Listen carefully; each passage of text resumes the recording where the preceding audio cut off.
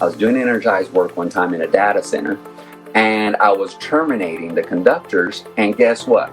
I couldn't tell the difference between brown and purple. So what did I do within the arc flash boundary? I did this. I had to lift up my 40 cal hood so I can see the conductors because I couldn't tell the difference. Now, that's pretty dangerous, isn't it? And yet, these are the little things that people don't know. Welcome to today's episode of the Electrical Safety Podcast. We're thrilled to have Ruben Larez as our special guest today. Ruben is the Vice President of Liveline Electrical Safety Services, a company that's committed to providing high-quality electrical safety products, training, and PPE testing services. Ruben's extensive background in the electrical industry as a licensed master electrician, also specializing in electrical safety training, electrical PPE, product sales, and dielectric testing of PPE, has given him valuable insights into the importance of electrical safety. In this episode, Ruben will be sharing his wealth of knowledge on electrical safety, emphasizing the significance of using top-notch electrical safety products and services to ensure maximum protection. Ruben, thanks for coming on the show. Yes, of course. Thanks for giving me an opportunity to speak with you guys and pick my brain. So just to kind of get things rolling, Ruben, if you wouldn't mind giving the audience kind of a bit of your backstory on how you got started in the electrical world and sort of kind of where that's brought you to today. Okay. So I am from the greater Houston area, and I moved here in 2002. And I decided to become an electrician just because I heard they get paid good. That's honestly what it was that actually drew me into becoming an electrician. And it always interests me when I'd see them on construction sites, that, hey, those are the electrical guys. And I felt like, maybe I'll have a shot at that. And so I hired on to the first company that hired me here in the Houston area and started working on my journey on, I'm going to be a journeyman, right? And then I said, if I'm going to do this, I'm going to be a master electrician. I'm going to say I did it. And then until then, I'll figure out what I'm going to do. So in that time, I was also working with purchasing, and then we started handling the PPE. We were handling PPE, but it was taking forever to get a turnaround on PPE. We had to wait months. We'd send a guy to drive to Austin, Texas, just to go get it done. And I'm like, this is crazy. I can't find a red receptacle here in Houston, the fourth largest city in the United States. I can't find PPE. We can't get anything tested. So I said, you know what? I'm going to open up a PPE test lab. And so I started researching. There is no, book for dummies for opening a PPE test lab. I mean, there's only a handful in North America. And so I had to read a bunch of standards, get an understanding of it. And then after some time, I was scheduling visits with manufacturers and vendors. So I'm leaving lunchtime as an electrician, going to meet with these vendors, and they're taking me up on what I'm selling them. And then they start letting me sell their products. I'm taking the only class that's available that I know of in the United States to learn how to do testing. And I just start basically training myself and learning it. I mean, just by reading books, that's all I did. And so then I get to a point where I finally have the opportunity to do that in 2010. At the same time, I had to also open up my contracting company as a service contractor because I had turned out as a master electrician. Then I didn't want to do it, but it was one of those deals where I didn't have a choice. Nobody was in compliance. Actually, still a lot of people are not in compliance. We still have a lot more potential. It's just now coming around. And so I had to maintain my service contracting business in South Houston, in Pearland, Texas. So we still have it. We still have both businesses. We started both of them in 2010. I'm working in the field. I'm picking up PPE in the middle of the day. And then in the evenings, I'm going home and I'm testing PPE. I'm invoicing for 2 companies, running payroll, sleeping on the floor in the office. I mean, it's just insane what I'm doing. So anyways, we're finally at a point now where now I have several hands at the office and they handle all the PPE testing, pickup, and sales. And I focus all on safety training, and that's all I do now. What led me to that was, I think it was more so, how much does it pay? That was like that would generate good revenue, and I seem to find an interest in this. Obviously, I'm testing PPE now, but let me go deeper. So then I started taking some NCCER courses, and then I started taking OSHA, and then here I am now, dual co-show and doing the training classes for about 7 years now, and I enjoy it. I love it. It keeps me up at night. I have a problem, and I am admitting it, but that's where I'm at now. So I enjoy electrical education, theory, controls, grounding and bonding, learning the code book just to become a better electrician. Even though I don't hands-on do it, I like to know what's going on. And so I'm always soaking up content nonstop. I probably average 9 hours a day of just content on YouTube. I sleep it.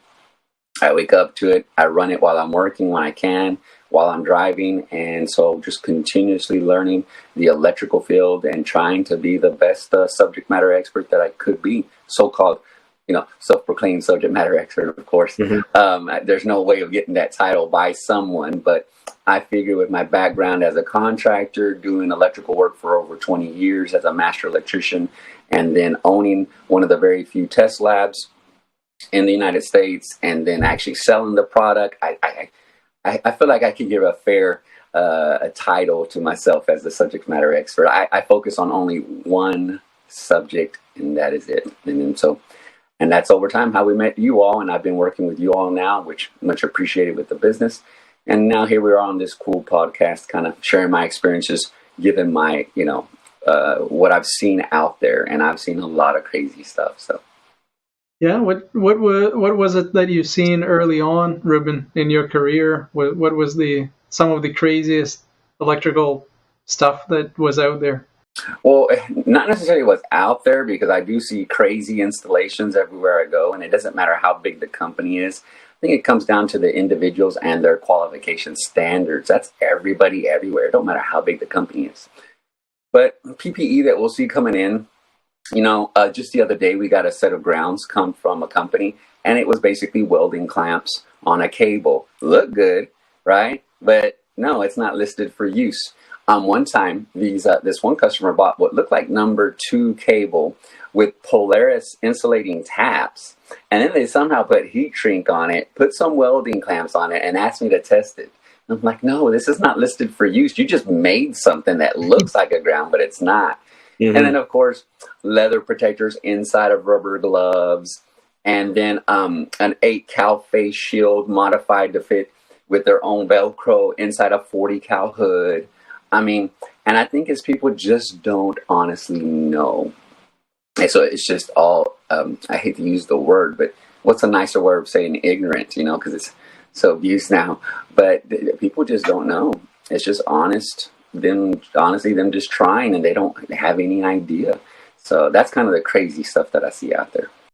How do you think that, your experience as a licensed master electrician, actually in the field doing that work, how did that inform you to then, be able to bring those stories and that experience into electrical safety training? What are some examples of things that you can think of that I guess what comes to mind when you ask that question is I'm thinking about me being an electrician and where we came from and where we still have a long ways to go with safety.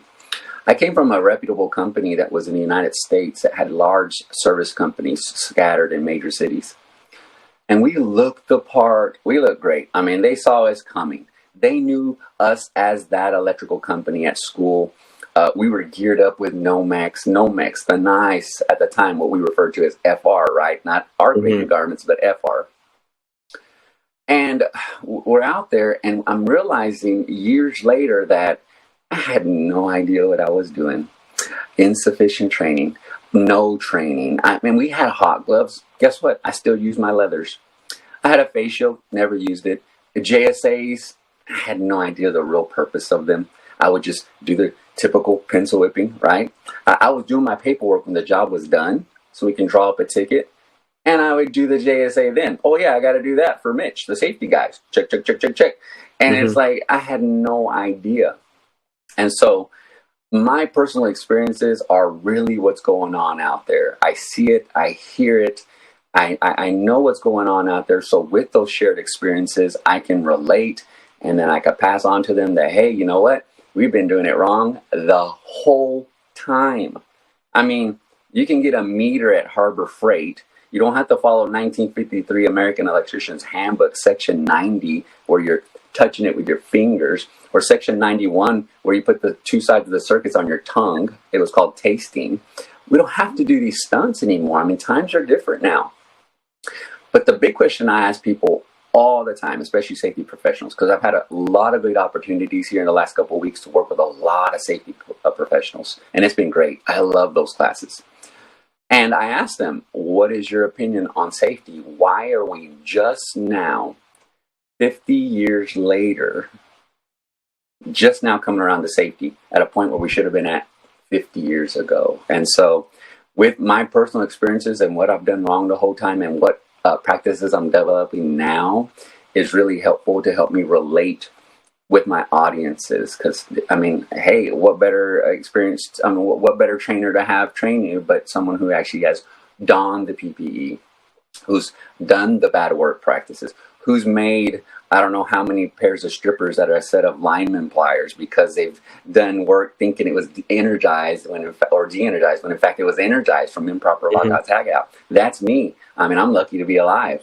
And so that's kind of the experiences that I can share with these guys, is actually doing it and doing it wrong, and now doing it right, and kind of encouraging them to look at it from a different perspective, the perspective that I didn't have. I had it all backwards. Have you ever gotten a bad shock? No. It's the worst shock I had was when I was a kid with a spark plug. That was the worst. Oh my gosh. But I had, as your typical electrician, 20 years ago and longer than that, everybody did everything energized. That's how we were taught to do work. We can turn it off and we would still, no, I'm an electrician, we do it energized. No, we don't. We don't have to take that risk. It doesn't have to be the most dangerous profession. You can turn it off and don't accept that risk. And so that's kind of my experience with electricity. Is just some baby shocks, really. Some 120 here and there, but nothing more than 120. Unless you count that spark plug, thousands of volts, of course. I'm not sure how many people actually understand the importance of testing the rubber insulated gloves and sort of what the dielectric testing is all about. Can you kind of go through the process you go through for doing that, and why it's so crucial for the electrical workers to be having their gloves tested? Okay. Yeah, there's still a bunch of misunderstandings about shock PPE and arc flash PPE. That's one of the big emphasis that I put on my training classes, because what I'm finding is people don't understand the difference between voltage rated PPE and arc rated PPE. The worst thing that I get from people all the time: Ruben, I need an arc flash suit. I'm working on 480. I get that all the time. You go to the plants and refineries right here in the south area and East Texas, east side of Houston, and where all the plants and refineries, you're probably familiar with the area here in Houston, oil and gas. These operators working in the plants are being told, my limit of operating equipment is based on 480 volts voltage. Mm-hmm. Yeah, so just that alone is a problem, and I can go into that later. But the importance of the glove is, what is 98 to 99% of the labor workforce, according to the Bureau of Labor Statistics, dying from? It's shock. That's what everybody in the labor workforce, we're not just talking about electricians, right? That's another thing. We need to refrain from using titles. We need to look at what task you're performing and what equipment you're working on. What is it that you're doing, and are you qualified to perform that task, right? I always thought, can a plumber become a qualified electrical worker? Yeah. What are these tankless water heaters working off of? It's either gas or electricity. Mm-hmm. What is that point of use water heater underneath your sink at Walmart working off of? Electricity most of the time. That's what they run off of. And what's the first thing that they troubleshoot, right? They troubleshoot voltage. And then what does NFPA say about using a meter? Only qualified persons. And so we just look at that title, plumber, right? And we just cross them out. We completely ignore the electrical hazards just because of their title. It's just a big mess. But everybody should be donning shock PPE when they use a meter. And so that's our primary protection, the rubber insulating gloves. And if you hear me say rigs, it's a term that I refer to when I say rubber insulating gloves or hot gloves. So I'll just say rigs. So when you hear me say that from here on out, right, that's the first part of the National Electrical Code now, right? Now you get the definition in an acronym, and throughout the whole National Electrical Code, now you're just seeing acronyms, and you got to figure out where it is. That's the tricky part. But just heads up, I'm saying rigs. And so the gloves are the most important thing that the electricians or qualified electrical workers should be using. And these gloves have to be tested. And they're supposed to be tested before first issue and every 6 months thereafter, or if value is suspect. But people don't know this stuff, right? I've gone to places, I'm not going to say a name, of course. When it's good, I'll give props. I'll say names and locations. But if it's bad, it's like, I'm not going to put that dude on blast. But this guy's been doing electrical work literally all my life. I was born in 1977. And I don't know what the deal is with my year, but everybody says, yeah, I started working in 1977. And then that's like, oh my gosh, I was born in 1977. And you've never had your gloves tested, and you didn't know that the test was an actual dielectric test. You thought you put it on an air pump and that was the test. Like, oh my gosh. Oh yeah, we'll even throw some glove dust in there, and if the dust comes out, we know there's a hole in it. Like, oh my gosh, really? And it's just crazy the things I hear. It's not uncommon. I did a class here at a large association that's nationwide. Well, now it's the international. So, and it's got all the big dogs in Houston there at this meeting this week. And guess what? More than half the class, dudes over 50-year-old guys. 50-year-old guys. All of them been electricians all their lives. Some are already retired, and they've never had an art flash training class or electrical safety training, whatever you want to call it. That's what I see all the time. And so there's a lot of just people don't know. They don't know their rights. That's the big one. And so when we talk about the most important thing that can protect you is what you're making contact with your meters, is that rubber insulating glove. And so with that glove, you bring them to a test lab, and there's only a handful of them, but we're one of those in the Houston area, pretty much the only one. And what we do with that glove, as you asked, John, is we basically, this is how I refer to it as to electricians, because they understand the terminology, and you may as well with your background in electrical. But I tell people we basically meg your gloves, right? We apply a proof test voltage according to the classification of your rubber insulating glove, maintain a flashover clearance in a tank full of water, and the tank and everything around it is grounded. We run an electrode through the middle of the glove, apply a proof test voltage for 3 minutes. If there's any leakage, it's bad. Pretty much that's all it is. And so with everything with a dielectric rating, it has to be proven that it still has integrity, right? And they can still protect you. And so we just do that test according to the intervals listed in standards or as listed by OSHA. And so that's the application. Proof test voltage to everything with a dielectric rating, and we just make sure it's still good. No leakage current. Ruben, do you know if they're talking about something like this at the electricians' schools? Oh my gosh, don't get me started with that.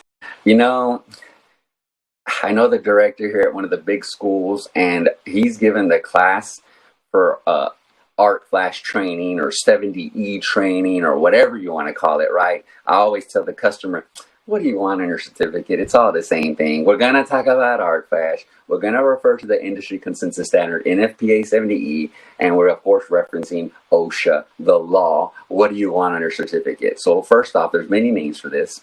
I think the question should be, when you ask someone, have you had electrical safety training before? The follow-up question should be, how long of a course and when was the last time you took it?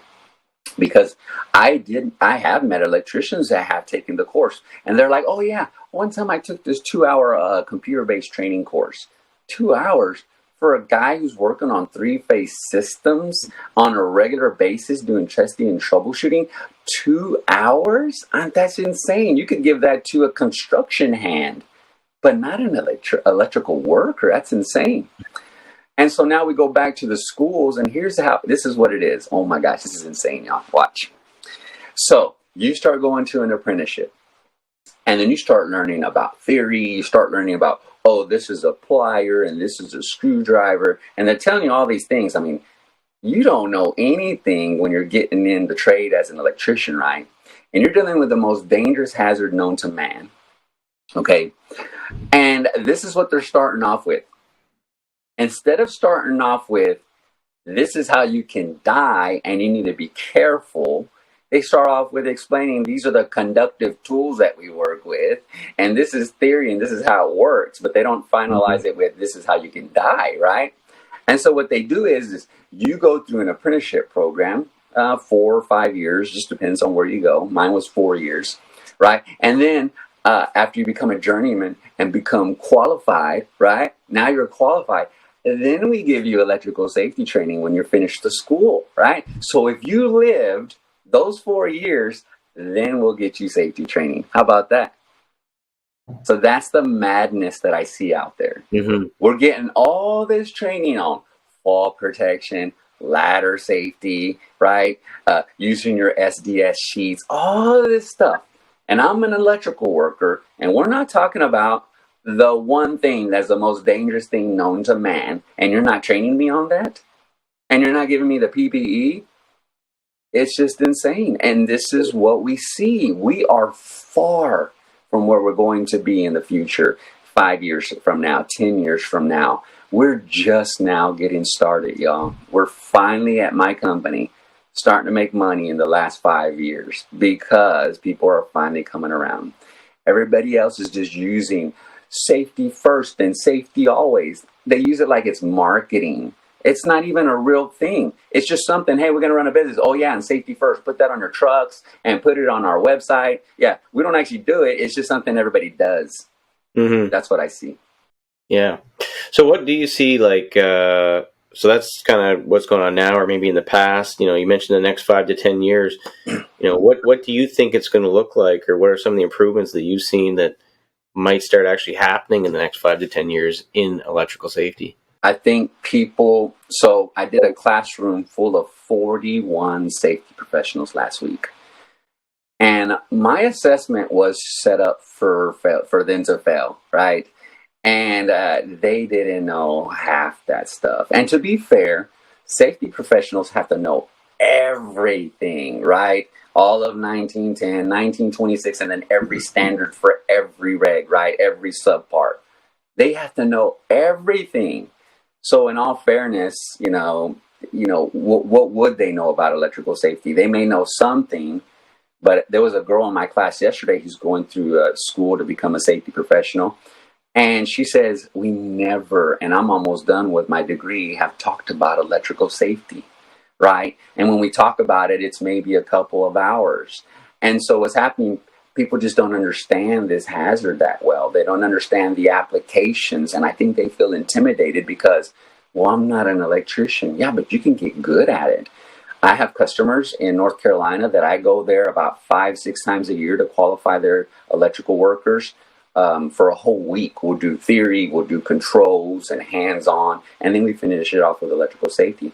Well, those girls, you don't want to mess with them. I mean, you can't get anything around them. They've had my classes so many times. Now they know what's up, and you can't get anything around them. And they take care of those boys over there. Like, nope, I know what it is. You don't. I'll explain to you, right? And then correct it, and then do it right. And then it's yes, ma'am, right? But people just don't know. There's just too many things for a safety professional to do. They have so many responsibilities. So what I tell people is people like Leaf Electrical Safety, Live Line Safety, what we do is we come and help reinforce your electrical safety program, right? You got a lot of things to do, and you know your subject matter. There's something that you're really good at. Well, what is Leaf good at? What is Live Line good at? We know electrical safety. So let us help you. No disrespect. I mean, I'm just going to humble myself and say, you know what? I know. And I need your help. And so can you please help us? Yes, gladly. And I'd love it for you to please attend our classes. And always call me and ask me questions, because you focus on all these books. I focus in on 12 pages of 1910 and 1926 and a few pages out of 1926 stand. It's just very little things that we have to do. And we just study and kill one subject, right? And so what's happening is people don't know. That's the problem. And now they're starting to learn. Now they're starting to understand that, hey, when I open a switch, if I'm going to open or close a switch, why are you basing the hazard off of voltage? Okay, then I say, so what are you worried about when you're operating a switch? Are you worried that you're going to get shocked? No. What are you worried about? Oh, when it explodes, right? The arc flash. Okay. So then why are you basing your approach on the voltage when you should take into consideration the incident energy? Your threshold should be the incident energy, not the voltage. You can do voltage and say, hey, keep it under 600. And if the incident energy is greater than 4 calories, maybe at greater than 4 calories, we say you got to don your PPE just to open and close the switch, abnormal or normal condition. How about that? That sounds better to me. But don't go around saying, hey, we only operate 480 volt. 480 volt can be 0.04 calories. It could be 0.4 calories. It could be 440, 400. 480 is only one factor of many complex factors when determining the incident energy on that piece of equipment, what you're working on, right? So that's one of the biggest misconceptions about electrical safety is I am only allowed to work on 480. Only 480. That's what I hear. Yeah. So from what you can see going on right now in the field there, Ruben, there's still a lot of confusion about calories per centimeter square, incident energy. People just don't understand how to do risk assessment. Oh, yes. They don't know. First off, one thing that I hit on with my students in classes is I let them know the importance of that JSA, right? To let them realize that, hell, everything about the government and them setting out these regulations is to protect you, the worker. It's all about you and your safety. This is good stuff, y'all. And then I explained to them, there's a couple of things that I would say if we just did it right, we can eliminate or reduce most all incidents that have ever happened. And it would be 2 things. Effective JSAs, right? Or whatever you call them. There's many names for a job pre-task assessment, or whatever it is. Effective JSAs. What is it that we say? We say plan your work and work your plan, right? Don't just pencil whip. And then the second thing is effective and correctly doing a lockout tagout, establishing a electrically safe work condition, right? Not I think it's de-energized or I hope it is. So I'm going to treat it. I'm going to work it like it's hot because I'm not quite sure or confident that I did it right. Well, there is a way to do it right. There's a process. And you need to learn it. Do you know what live, dead, live is, right? And people don't know what that is. And then now they're going to a point where, and maybe y'all can help me, they're coining the phrase, not live, dead, live, but they're saying hot, cold, hot. Have y'all heard that? I don't know what that is, but that's what they're referring to. And is I don't know where they got that from. Maybe live, dead sounds too hard. Live, or I don't know. But anyways, whatever you want to call it, a lot of people are just not coming around to knowing this thing. So there's so much out there that these people need to know. Yeah. So with the rapid pace of technology change in the electrical industry, what are some of the new trends or innovations that you're particularly excited about? Well, with technology, shock PPE doesn't change much. But there are things that I'm really pushing for.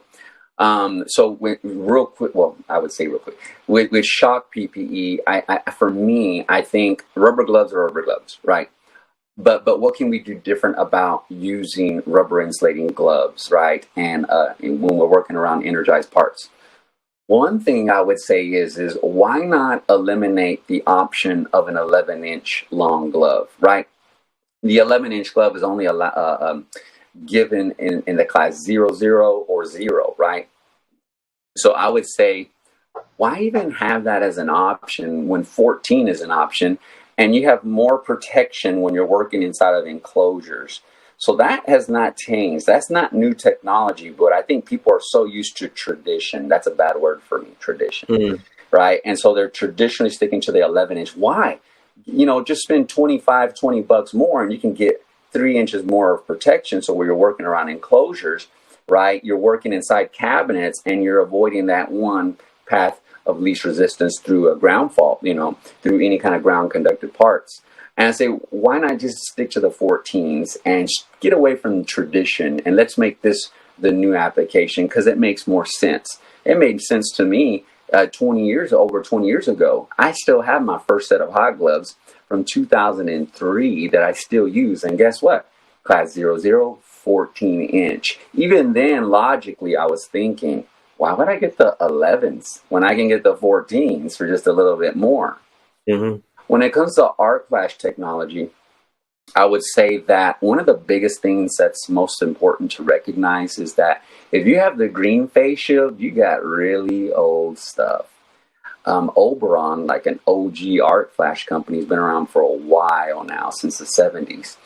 And they have had the True Color Gray face shield out for more than 8 years, I think now. 8 years. And if you still got a green face shield, I mean, oh my gosh. And then Paulson stopped making green in 2021. I mean, if you still have green, you need to update your PPE. Why is green bad? Why was it never gray or clear in the beginning? That was the technology then. They couldn't get it to clear or something as close to clear as possible. And now they have the technology to get it to as close as possible to clear, and it's a light color gray. And TCG is what they call it with Oberon, True Color Gray, because you can actually see colors. And if you're troubleshooting, I think it's kind of important that you can recognize what brown is from purple, because that's one of the issues I had one time. I was doing energized work one time in a data center, and I was terminating the conductors, and guess what? I couldn't tell the difference between brown and purple. So what did I do within the arc flash boundary? I did this. I had to lift up my 40 cal hood so I can see the conductors, because I couldn't tell the difference. And that's pretty dangerous, isn't it? And yet, these are the little things that people don't know, that new technology has been really a big thing for me. And that's pretty much the only change. And I would really highly encourage everybody, maybe save money on the fabric, right? And get something that's maybe not inherent, and put that money into the fan if you hadn't considered getting the fan, because the fan is very helpful. In fact, even my low cost options at the lab that we sell suits in, I say, you know what? This is the least expensive fabric I sell. I can give you a better price on this one. But you know what? You got to pay for the fan, because that's the only way I give you an option. If you really want it without a fan because you don't care about your employees, well, then you know what? I got to order it, and you got to wait a week. Okay. And so I would say the fan is really important. The color of the face shields with technology. Have y'all seen the new single layer 40 cal garments that are out there now? They feel like windbreakers. They're amazing. And new technology that I've seen out there, Options, Oberon offers a vest, a cooling vest that can be donned underneath your arc flash suit, especially when you're working in extreme temperatures. We know heat exhaustion now coming up is one of the dangerous hazards that we're coming up against again. It's that time of the year. And then the other one is I hate to say Oberon, but they've been coming out with a lot of cool stuff here lately. The other one is the escape strap. They got the strap that's attached to the arc flash suit. It's sewn in through the jacket. So in the event of an arc flash and you had to get them away because, let's say, the building's now on fire, you have a way to drag them out safely through that Kevlar strap. So that's pretty much, I think, the only thing I've seen out there that's kind of new for me in arc flash PPE and shocks. So they kind of have a leash attached to a jacket that you can pull the person away. That's it. Yeah. Isn't that a wonderful idea? How much easier is that versus those heavy, cumbersome shepherd sticks? I know, and what can you really do with that? I mean, it's not easy to drag somebody with that. I don't know if you've ever tried it, but do your annual contact release training that NFPA says, and the next time you do that exercise with your employees for that one annual refresher, try doing it. Lay a dude on the floor and try to drag him and see how that is. And then try to maybe consider that strap. And it's so simple. I mean, it's ingenious, and it's just like it's just a rope attached to you. But it took all this time for them to come up with this Kevlar strap that's attached to an arc flash suit. Like, it's so easy. Why didn't we think of this before? And they're doing that now. So yeah. That's great. Yeah. You mentioned the under cooling garment. Like, I hadn't heard about that one. How does that work? Or There's cooling gel packs, and so you keep them frozen, and then you put them along the inside of your vest, and you put the vest on, and then you put on your 40 cal, 100 cal, 140 cal, whatever you're wearing. Yeah. And then you have your fan at the same time, so you're just circulating good cool air, so it helps the person be able to, tolerate that heat a lot better. And you know what? That's another thing I didn't mention. Technology. Speaking of arc flash technology, the largest arc flash suit now available to us is now the 140 cal Oberon arc flash suit. Most commercially available rated arc flash suits go up to 100, like Salisbury's, NSA's, and Art Gear. But the one that's going over and past, way past 100, is the Oberon 140 calorie arc flash suit that a lot of people don't know about. People still are stuck on this old mindset of over 40 calories, there's no PPE and we don't do anything. No, people are now doing work up to 140 calories. Would Ruben do it? No, I would not do it. I would not accept that risk. I'd say no, sir. No, thank you. And I have that right. That's what people need to know. But it is out there now. Okay, so. There's a lot of talk about arc flash equipment and PPE. What about shock PPE? Is there anything to say about the different materials for rubber or leather or anything at all? Not that I know of. I mean, I mean, definitely, if I've heard of something, I'd like to hear about it, but I don't know of anything. I mean, aren't they talking about having your rubber insulated gloves come with an arc rating now? Like, I heard that. Yes. So what it is they don't have arc ratings, and you're right. Why aren't there arc ratings, and why does NFPA only tell you it's sufficient, right? Because that's all NFPA tells you, is that rubber insulating gloves that are provided primarily for shock protection within the arc flash boundary is enough. It's good enough. There's no case studies of rubber insulating gloves melt into people's arms, so what's the big deal, right? Mm-hmm. And then incident energy is the amount of energy impressed on a surface, right? So what we're finding also is that the arc flash is going past the arms and hands more so, and then hitting the body there and surfaces. So there's no big concern about it. Now, Ansell, a brand out of the UK, I think it's out of the UK, Ansell, Ansell. If you look at their products, they're voltage rated, of course, because it's shock, it's rubber PPE, right? But they also have an arc rating on them. I don't know if y'all know Ansell does that. And in the United States, we don't do that with the products here by chance, Salisbury, right, or Novax. But there are some studies that have been done. In fact, I shared that one study that was done by Salisbury in my handbook that I give my attendees and my classes. There is a study that shows pretty much with that study done for Salisbury on class 00 and 0 gloves. And then I'm sure you're all familiar with eHazard. They also have done testing as well and have done arc rating on class 2s and some class 0s and 00s. And here's the interesting thing. They have found that the highest arc rating in a glove is the solid black glove. Yeah. So anytime you add color to it, it just starts dropping and dropping. Don't quote me on these exact numbers, but I've seen a study show that a solid black glove in the, I think, upright position was 93 calories, class 2 solid black. And then when they got a red-black combination glove, it dropped to like 43 or something like that, just because of the colors. And so one of the things you'll hear me pushing is I try to push what's called not my rig rotation program, right? Rubber insulating glove rotation program. But I try to push more so my bag rotation program.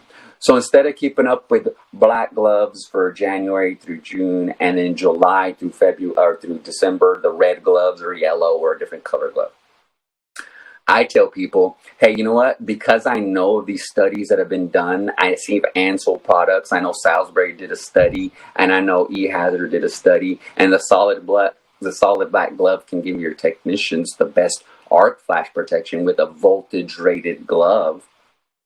Why don't we keep up with the glove bag color instead? And so that's why I have my bag rotation program.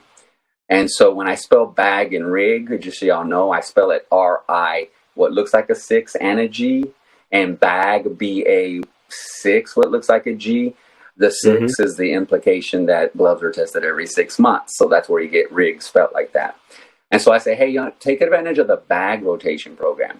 Get them nothing but solid black gloves, and plus that's the most readily available glove a lot of times. Give them that glove because it gives them better arc flash protection. And instead of keeping up with the glove that's inside the bag and whatever color it is, just look at the bag color and give them a black, a blue, a red, a yellow, or a canvas bag. Those are the colors I offer, by the way, 5 colors. Traditional canvas and then 4-color vinyl bags. And then you can just pull up on a job site doing inspections, right away if it's hanging at their hip, actually, like it should be donned with you everywhere. Have it at your hip. I can see a red bag and say, hey, Bob, what are you doing? You're out of compliance. You should be having the yellow bag. And right away, you can just tell, right? And it's just a simple identifier. And then inside, what's inside? The solid black rubber insulating gloves, ones that have been shown in studies to have the higher arc ratings on them. But that would be helpful. What advice would you give to someone who's just starting out in the electrical industry, obviously from a safety standpoint, but, what would be like your top 2 or 3 things that you'd want to make sure that they were aware of and that they knew? I know one right away. Take an electrical safety training course from the jump, day one, and then decide whether or not you're going to be an electrician. Are you willing to accept that risk? Are you willing to, understand that when I measure voltage, it's not with just bare hands or leather gloves. I'm going to have to get used to donning this PPE, a glove made especially for the electrical hazard, electrically rated gloves that we're supposed to use with our meters. Am I willing to accept that? Because once you sign up, you're saying, hey, I understand the risk. I understand a certain PPE I have to don when working around these electrical hazards. Am I willing to do that, or am I going to complain? If you're going to complain, well, you know what? You need to find something else to do because you got to get used to it. There is a PPE designed for shock hazards. There's PPE designed for arc flash hazards. Are you going to wear it? Okay, good. Now you're willing to accept that risk. You need to take a class so you understand what those risks are. Okay. So I would say understand the hazards and the risk involved. Are you willing to accept it? Do you understand what the role of being a qualified electrical worker is? And so because you're gonna have to don all this PPE. This is what it is to be an electrical worker or a person who works around electrical hazards. So I think that would be big. That's the one. And I would say that there are a lot of installers and not enough electricians.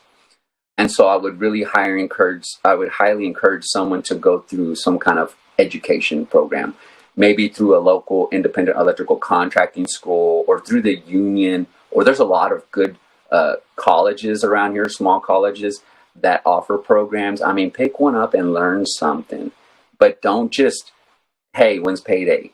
If you're going to do this, do it right, do it safely, and be good at it.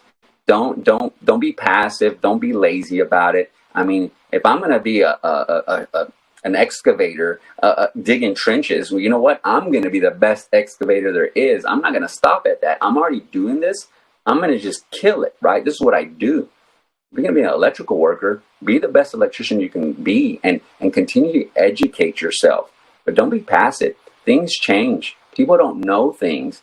And there's just a bunch of installers out there.